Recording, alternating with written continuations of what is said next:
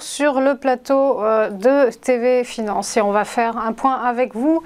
Philippe Lermy, on va d'abord se concentrer sur, d'abord vous présenter. Vous êtes trader, formateur et ancien chef trader d'une banque centrale.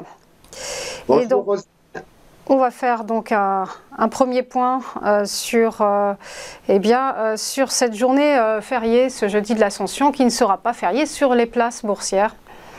Tout à fait. Donc, ce ne sera pas pour autant, même si c'est un jour férié en France, ce ne sera pas pour autant un jour férié bancaire. En fait, seuls les pays scandinaves sont fériés bancaires, donc cela concerne que la couronne suédoise, la couronne norvégienne et la couronne danoise. Le rapport sur l'emploi au Royaume-Uni, voilà. Oui, alors le taux de chômage a probablement remonté au Royaume-Uni le mois dernier, mais les effets de base devraient laisser, je dirais, le taux de chômage inchangé en moyenne à 3,8% sur 3 mois. Par contre, on a le nombre de créations d'emplois qui, lui, devrait fléchir de 169 000 à 50 000.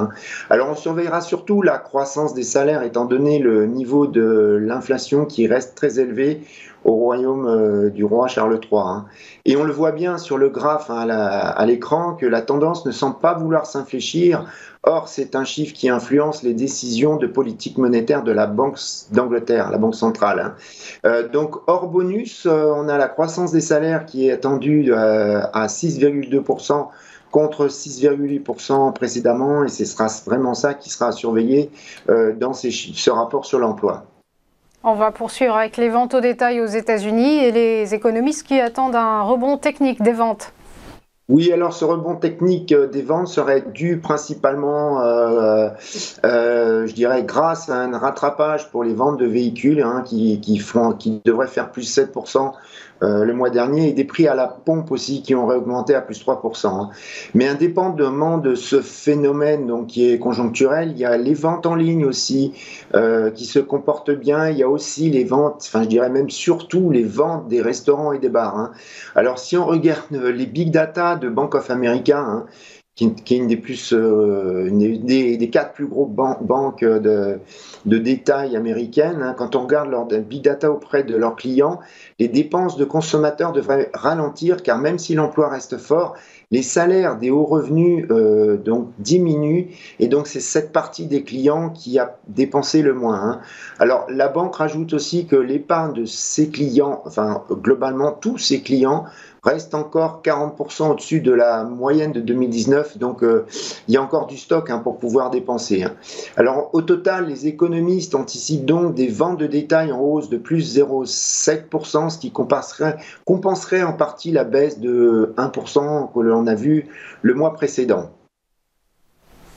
À suivre également dans l'actualité, un nouveau discours de Jérôme Powell, cette fois lors de la conférence Thomas Lombard Research. Oui, alors le président de la Fed sera donc interrogé vendredi. Alors cette conférence est organisée donc par la Fed à Washington et le sujet est perspective pour la politique monétaire.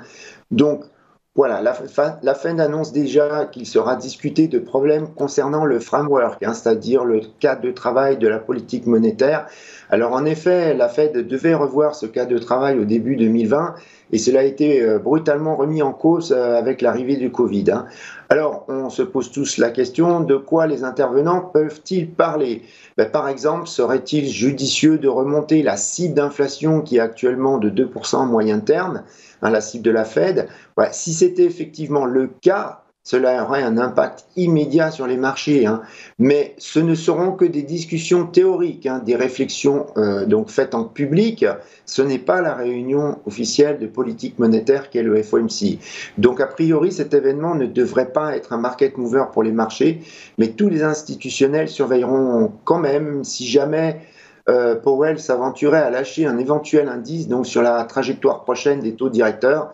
Voilà, c'est à surveiller. L'événement sera en direct sur la chaîne YouTube de la Fed.